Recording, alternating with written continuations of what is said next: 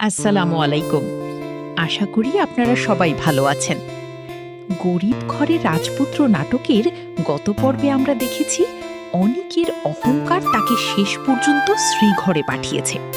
অন্যদিকে মেঘলার জীবনে নেমে এসেছে চরম অনিশ্চয়তা। আজকের ভিডিওতে আমরা জানাবো ২২তম পর্বে মেঘলা, অনিক এবং রাতুলের জীবনে কোন নতুন মোড় আসতে চলেছে। ২২তম পর্বের শুরুতে আমরা দেখতে পারি অনিক জেলখানা থেকে মুক্তির জন্য মরিয়া হয়ে উঠবে। সে তার বাবার প্রভাব খাটানোর চেষ্টা করবে, কিন্তু শ্রমিক ইউনিয়নের নেতা এবং শালিমার বিল্ডার্সের ম্যানেজারের শক্ত অবস্থানের কারণে তার জামিন পাওয়া কঠিন হয়ে পড়বে।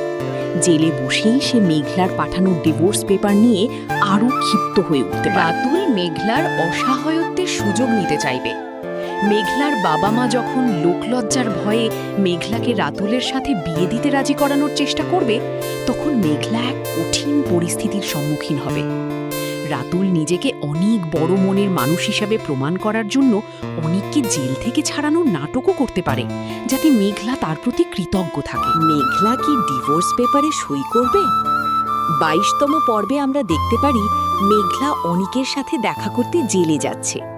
সেখানে হয়তো তাদের মধ্যে এক আবেগঘন বা তপ্ত বাক্য বিনিময় হবে। মেঘলা হয়তো আবারও অনিককে মনে করিয়ে দেবে যে তার পেটের সন্তান অনিকেরই।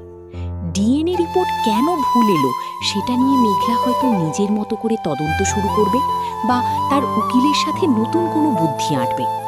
জেল থেকে অনিক যদি সাময়িক জামিনে বের হতে পারে, তবে তার প্রথম লক্ষ্য হবে রাতুল। রাতুল যেভাবে অনিকের বাড়িতে গিয়ে অপমান করেছে এবং মেঘলার সন্তানের বাবা হওয়ার দাবি করেছে, তা অনিক মেনে নিতে পারবে না। তাদের মধ্যে এক নতুন দ্বন্দ্ব শুরু হবে, যা নাটকের কাহিনীকে আরও জটিল করবে। গরিব ঘরে রাজপুত্র নাটকের প্রতিটি পর্ব সাধারণত সাপ্তাহিক ব্যবধানে কারোহিম ইউটিউব চ্যানেলে আপলোড করা হয়। ২২তম পর্বটি আগামী মঙ্গলবার সকাল ১২টার সময় কারোহিম ইউটিউব চ্যানেলে দেখতে পারবেন। আপনারা কি চান মেঘলা রাতুলকে বিয়ে করুক, নাকি অনিক তার ভুল বুঝতে পেরে মেঘলার কাছে ফিরে আসুক? আপনার মতামত কমেন্ট বক্সে অবশ্যই জানাবেন। আজকের মতো এখানেই বিদায় নিচ্ছি। আল্লাহ হাফেজ।